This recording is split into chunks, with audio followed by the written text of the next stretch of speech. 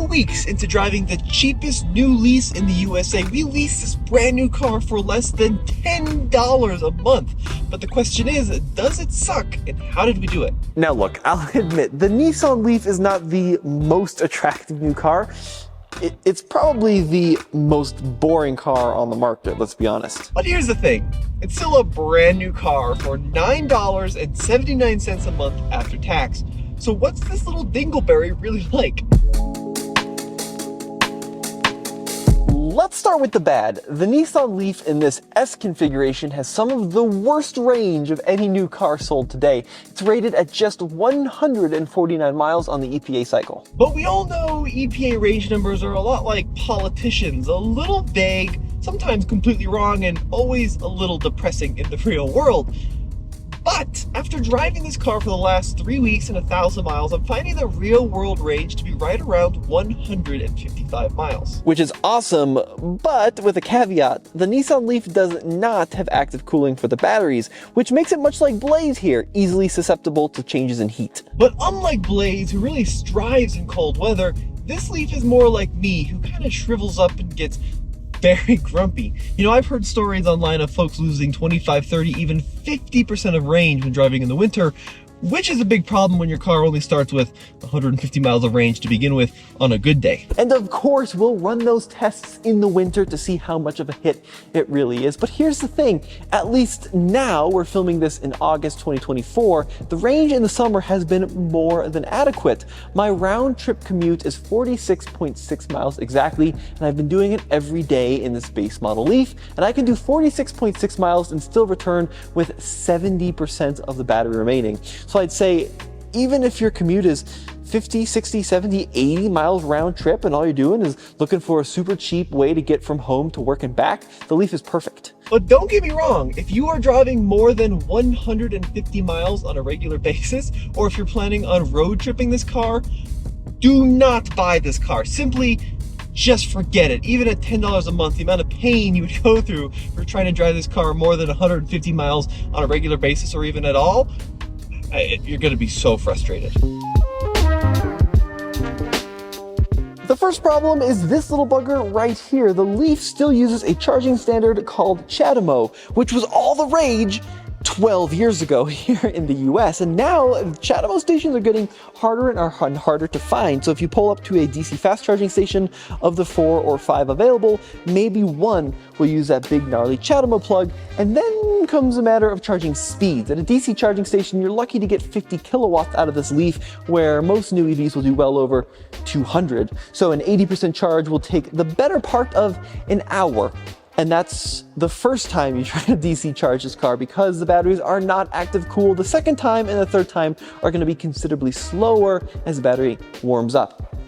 Not great. What this means is that if you do not have a place to charge the Leaf at home, I simply cannot recommend this car and cannot recommend against it enough is what I'm trying to say. This car would be miserable if you had to rely on public DC fast charging. So if you're going to consider a Leaf, it's worth a few $100 to install a NEMA 1450 level 2 outlet in your garage or wherever you may be, because this car is not going to be very good without it. With that out of the way, let's talk about what it's like driving the Nissan Leaf. You know, it's pretty decent. It's surprisingly quiet, surprisingly comfortable, and considering it doesn't have much more than 100 horsepower, really, really quick. Now, my frame of reference is very skewed because living up here at elevation, everything feels slow with horsepower loss, but this car realistically is quicker off the line than like 85% of other cars you'll encounter at a stoplight. It really zooms.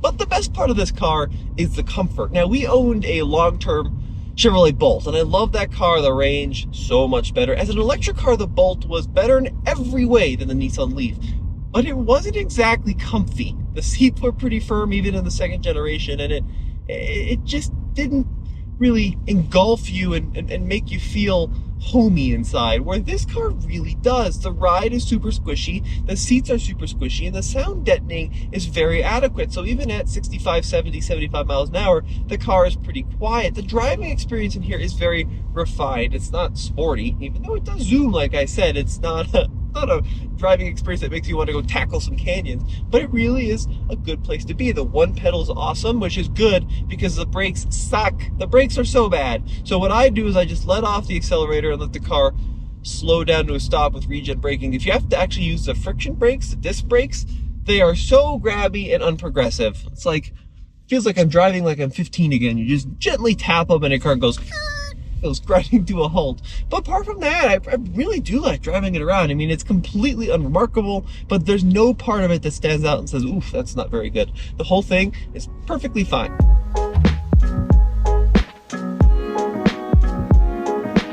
Now, the cheapest car in the US has a surprising number of features and some really great tech and some pretty decent build quality. Now, the quality of materials, look, it's not that high. There's a lot of gray and black plastics, but the fit and finish, the way everything is clipped and screwed together, feels really good. There's no squeaks or rattles. And let's talk about some of the technology in this vehicle. So this screen is decent sized, and I really do like the colors on this bad boy. Really crisp colors. It does come with at least a temporary XM subscription, and what I usually do is plug in Apple CarPlay and just let it charge my phone and use it that way. It's a really decent system to use. Lots of physical controls for volume as well as tune, and it's become one of my favorite systems period, actually, because of the physical controls and because of some of the actual hard shortcuts. It just works really well. Below that, we do have a climate control panel here. Once again, physical knobs for not only fan speed, but also temperature. It is an automatic system, single zone, and then being a Leaf, they really want you to conserve power, so you can manually turn heat and AC off with these big buttons there. That's going to be your on switch down here, USB-C, USB-A, and then let's talk about these two little guys. So there's an eco button, which the Leaf will refer to, which kind of just softens up throttle response. I just leave it in eco all the time. It decreases the guesstimator by about 5 miles when you turn it off. And an E-pedal is another thing I leave on all the time. That's a true one-pedal driving setup. Now the shifter, super basic.